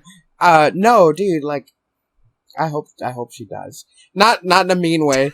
I hope she dies. Not respectfully. Respectfully, like she has to. I love her sad music, and I love the scene so much that I don't want her to live. Mm-hmm. She needs to die. It just makes Cloud more motivated to beat Sephiroth. I think it's not necessary. I do. But so for me, it's if they do it, great. If they don't do it, also great. Like both ways, I don't care. I'm very much like I'm all about them doing new stuff and taking like risks with the franchise, and like that's a huge risk. I'm totally into it. Her grave is going to be right there next to fucking Dart's grave from Legend Dragoon. Oh my god. Dude, okay, the other thing is this now brings up a really interesting question, and like we can't even talk about like we were going to talk about Final Fantasy 16, we can't now. A little bit. But this also brings up an interesting question, right? Let's say Aerith does die. Yeah.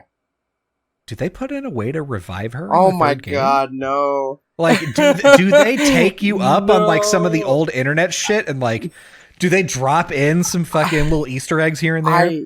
Because if you remember, like, I used to joke. You may not remember. I used to joke when they revealed the tech demo. I'm like, oh, they're gonna add the Aerith Alive DLC. Yeah. So the thing is, on PC, there's an interesting glitch that happens. I don't think it happens on PlayStation, but if you are on PC and you go to the church in disc 4, final disc, there's kids that are playing in the church. And as you walk in, Aerith's model is in the church for just a split second. It's like a few frames. You just like see her and then she blips away, and it means nothing. Like, but nothing is supposed to happen there. It's just that like the game is buggy as hell, and that's the issue. The early Final Fantasy PC game was buggy. Dude, yeah, like so the any % speedrun of it, you basically access the debug menu by getting into a bunch of different fights, then you level yourself up to 9999 and then skip all the way to the Genova fight. Yeah. So like it's real bad. And the game, like the original game, Final Fantasy VII, from all accounts, it is also very bad. Like I was thinking about like, oh man, if I knew enough game developers, I would love to have like a game dev war story podcast, because like everything that I hear about Final Fantasy VII is like, yeah, it was not working up until like a month before we had to ship it, and then it was like, don't touch it. Like, we don't know why it works now. We put in a bunch of fixes and we don't know which one worked, but don't fucking touch it. Well, like, it was being developed for the 64 first, right? Mm-hmm. So maybe that was why. I think it was that, like, it was being developed for new hardware. They had to switch it over to the PlayStation. So Like, I'm sure that was like a thing that they had to do. And then like you take a like all of that aside as well, you know, you've got this deadline that's coming up. Yeah. And you're like on a new console, like people are trying to like fix things, and there's so many different like disparate things in the game, right? There's a fucking snowboard mini game, there's a tower defense game, like the game has so much shit crammed into it that like it's no wonder why they had a bunch of bugs and stuff, right? Like obviously they would have to have a bunch of bugs in there's it. like a lot of modes of travel. You got the buggy, chocobos, the high wind, the submarine, like that's a lot of different. Even in the subcategory of chocobos, there's chocobos that have different abilities that could take you in different places too. So like, it's crazy, right? There's a lot of stuff there, and to have to like get that right and debug it on a new console, on a new game engine, like everything is brand new and everybody doesn't know what they're doing. Like, yeah, that's going to be fucking hard. But like it turned out so good. Like it's one of the best games of all time. Like, yeah, Final Fantasy VII is great, not because of like, it's because of like the story. It's because of the character, like the characters are really good. The writing is like pretty good. It's a little convoluted, but like and there's so much different shit to do in it. It doesn't take itself too seriously most of the time. It just like lets you experience it and doesn't knock you over the head with stuff. It's great. Yeah, like the world like feels alive. Like it feels lived in. Like. Yeah, it's even for a PS1 game, and everything's like really blocky. Like you believe what's happening could happen in this just fucking 2 continents that you just run around in, and shit's going down. And like for instance, one of my favorite just like very small, you could totally miss it, you don't ever have to go here, is Gungaga. Yeah. Right? You don't ever have to go to Gungaga for anything unless you're like collecting huge materia. Yeah. And even then, you don't even have to like interact with things.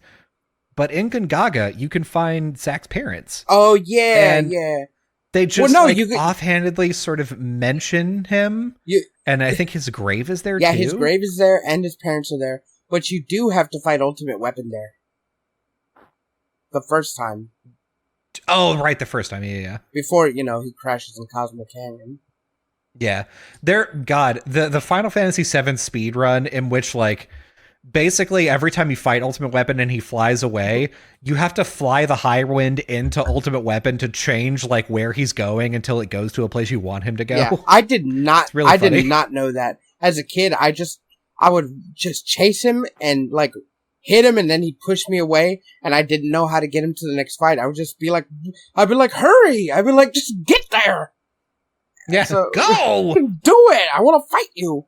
But he's a fucking hell of a fight. Yeah.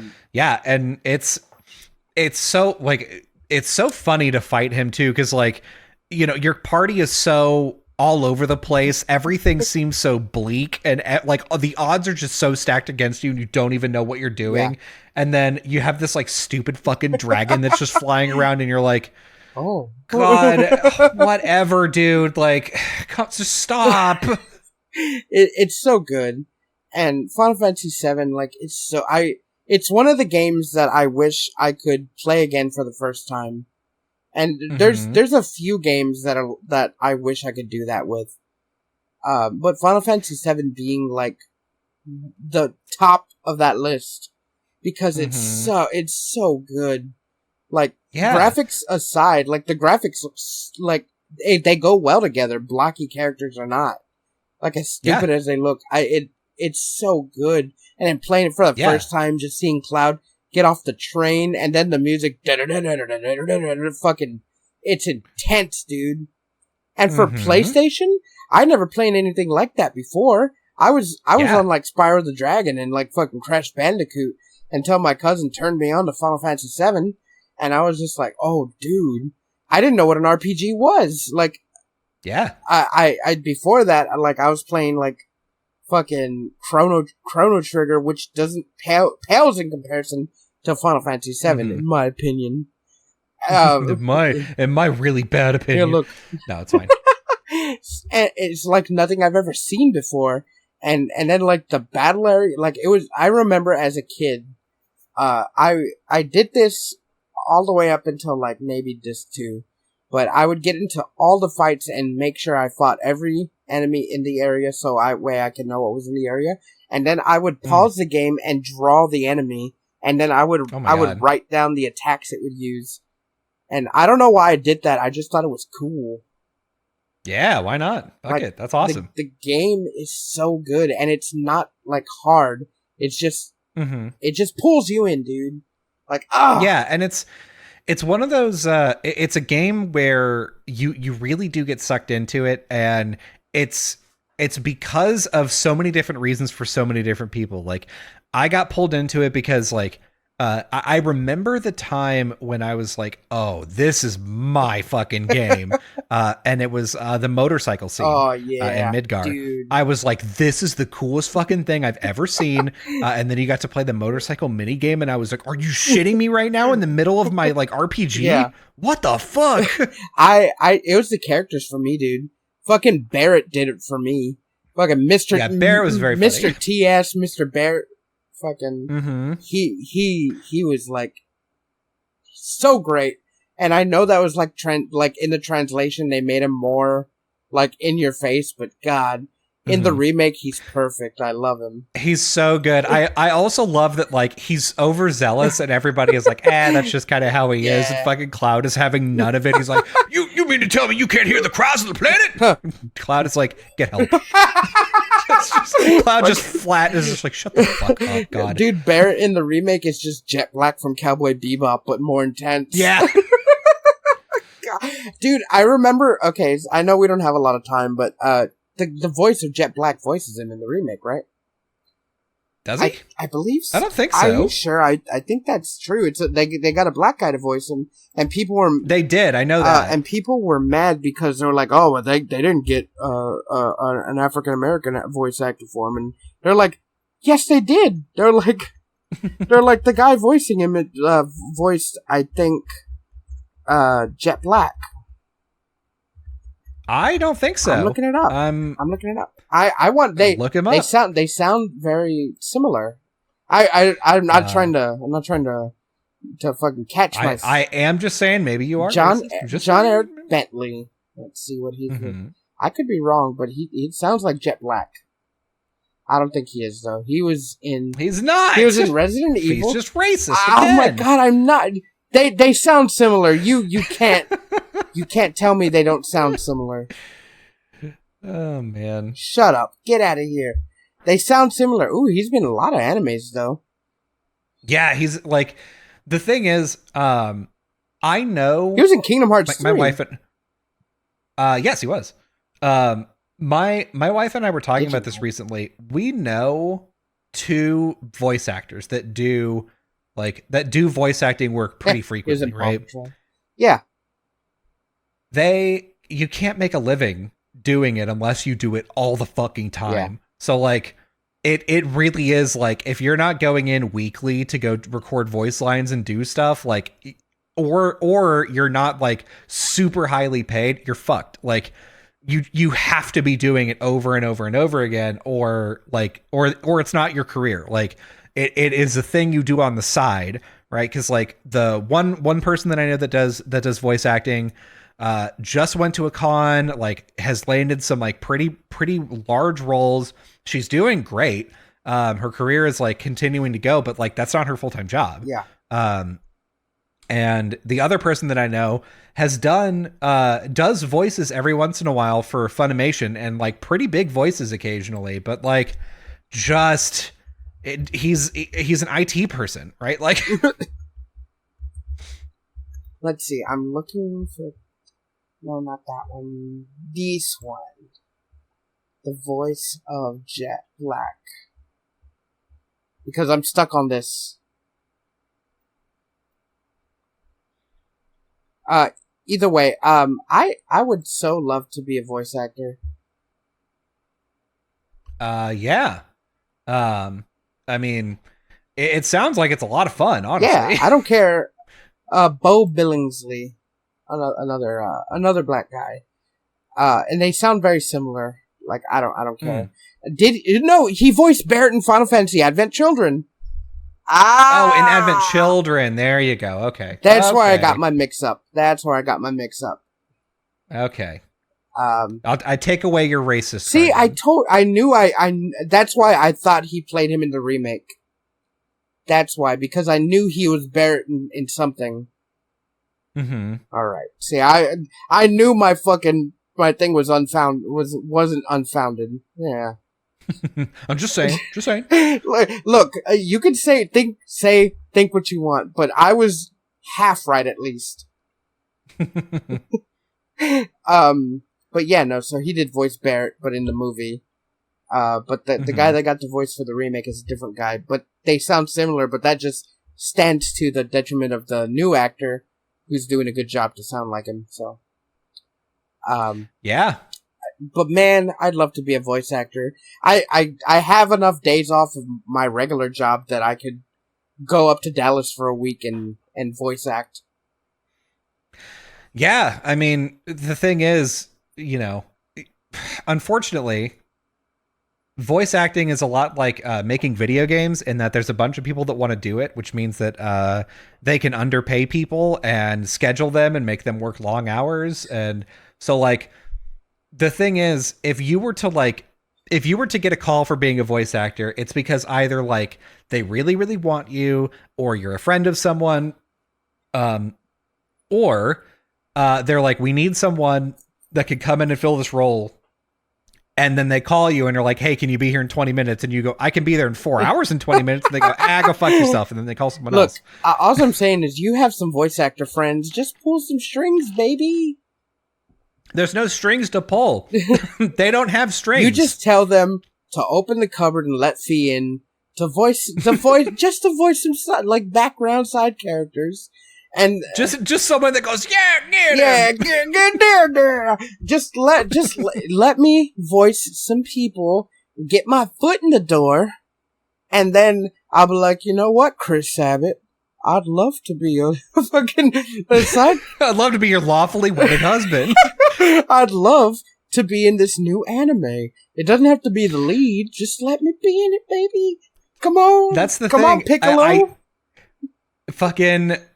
There are 40,000 people that live within 20 minutes of Funimation HQ that all have said the same. They're like, yeah, I saw this guy at a bar. We talked and he said, yeah, you just got to like apply. So like, I feel like I'm in.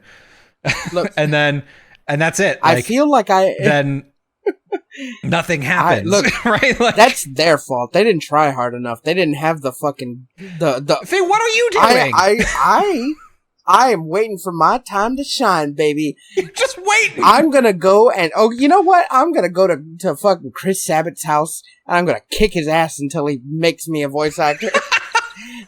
I'm like, oh, you ain't going Super Saiyan this time, Vegeta, and I beat the fuck out of him. He's like, the Prince of all Saiyans hates this. Please stop.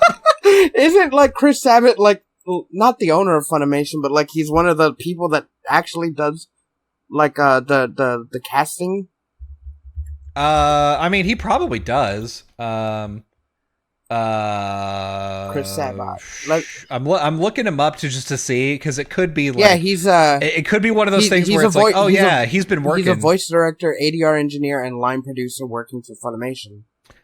Okay, so yeah, he probably, if I had to bet, which this isn't, I'm betting on one of two things. Either he is a voice actor and was there long enough that he's like, hey, I learned how to do all these other things. You should hire me to do these other things. And then eventually, now that's like, he does basically everything for them. Yeah. Or it's the other way around, where he was like recording other people, and then he was like, hey, well, if you need someone to like jump in, I could do someone. And they were like, yeah, voice this like little pipsqueak piece of shit from Dragon Ball. And he's like, okay. And then now he's Vegeta. Dude, he's Vegeta, Yamcha, Piccolo, the Eternal Dragon.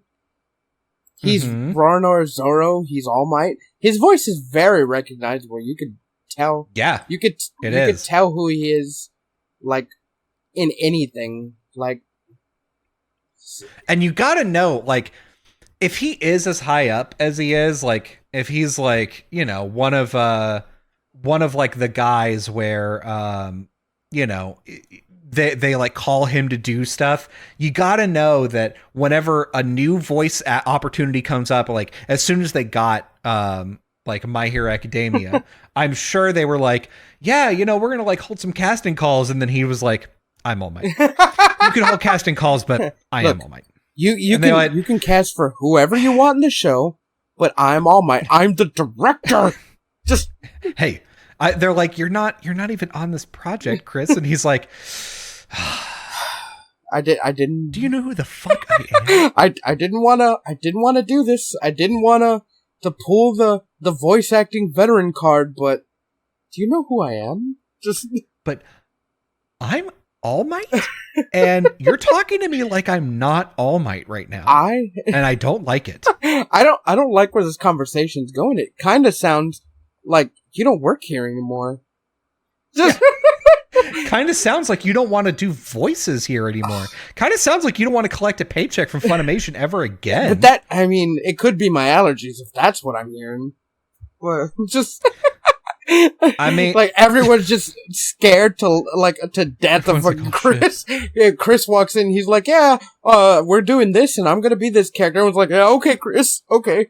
Just, oh yeah, no, you're gonna do great. Everyone's gonna love it. Perfect. Just, God, that's my headcanon. But yeah, I'm gonna, look, you were in Dallas, you saw him, you know. No, maybe. I mean, he is Dallas. He's all, well, it's him and Mark Cuban. Those are the only two people in Dallas. Yeah, that's fair. That's fair. So, like, I'm just saying, like, you got to do a lot of work to even start doing voice acting, and then you got to get very lucky, and you got to be very personable. Like, God, who was it? I heard a quote from somebody who was like, well, you don't get to be like a VP without like, and be stupid. You don't get to like, you know, run part of a company and be dumb. And it's like, yeah, you do. You just have to be personable. People just have to like you. Okay. You can be as stupid as you want, actually. Okay, Colby. So, that's the case in a lot of jobs.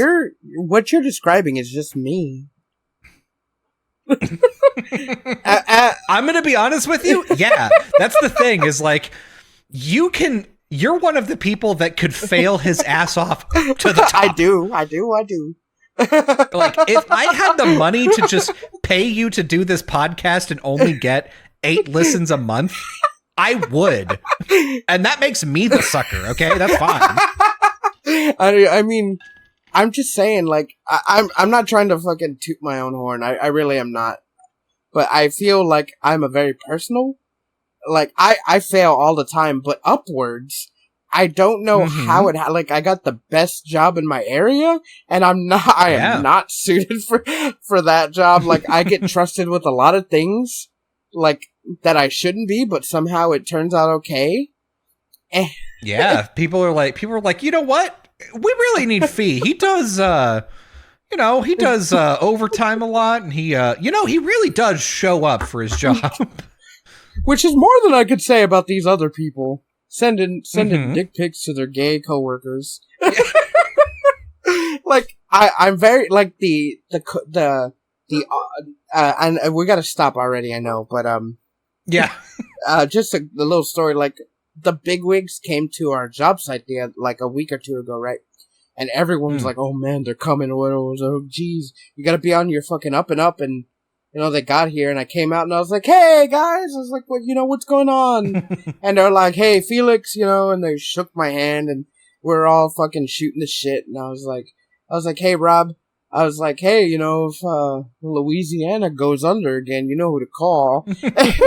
Goes under? Hey, Louisiana gets a little heavy rainstorm. Your boy's ready to ride right up there, you know what I mean? He was like, oh, yeah, you know, it almost sounded like that bullshit. Like, he's like, oh, yeah, you know, you're top of my list. But he said it, but I know he meant it because they always call me. But he's like, they're like, oh, yeah, you know, and they're like, this guy's, good guy. He's always coming to work and we can rely on him and stuff. I'm like, shut up. And they're like, but they're like, you gotta cut that hair though. Everything's good. Everything's good about you, but you gotta cut it. And I was like, no. And I still haven't. So now I just wear a hat to work. Nice. So, like I said, I think I'm so personable that they can bypass that and bypass, like, I don't think I do bad at work, and I don't think I do bad at, like, a lot of stuff, but people can bypass me being not smart, or, like, always putting my foot in my mouth because I do it constantly, and be like, that's just V. Yeah, I mean, that's what happens a lot, though, is like if you're part of, like, if you're in the know, if you're like in the in club, and you've got like, you've got like the bosses are like, oh yeah, if he's cool, like because I've thought about this. I started at my company, the first like web development job that I ever had, I started at and was like, oh man, like they hired me despite everything. So like I got feedback that one of my interviewers was like, he's really weird, but I can't tell if it's in like a beautiful mind kind of way or like a this guy is gonna shoot us one day kind of way. And they decided to like give me a project, and I did the project really fast, and they were like, you know what? He has the aptitude to learn, so we're going to hire him, right? 3 years later, I'm interviewing people, and they're like, oh yeah, like, this guy doesn't know how to do this, and he doesn't know how to do that. And like, I just don't think we can hire him because he doesn't know how to do these things. And I just remembered back to like when I interviewed, and I'm like, man, I couldn't get a fucking job here now if I wanted to. Like at my current skill level, if you asked me to do these interview questions, I couldn't fucking do it, dude. You're like, God, man, I really lucked out when I did it. Yeah, Jesus. And now I'm at the point where like I know enough people in the Austin tech scene and have worked with enough of them that if I sent an email to one of them was like, hey, I'm looking for another job, they'd be like, oh, cool, yeah, I'll put in a recommendation for you. That's so cool. I can't do that, but if I wanted to, my security job, if I tried to do something with them, they'd probably like okay it. Like when I got rehired, because like I quit there for a while, and they wouldn't hire me back the first time because I gave my 2 weeks notice, but my job wanted me to start sooner. So I was like, yeah, I can't finish the week. And then the guy at the time at charge was just like, well, you're not coming back to this company. And I was like, fuck.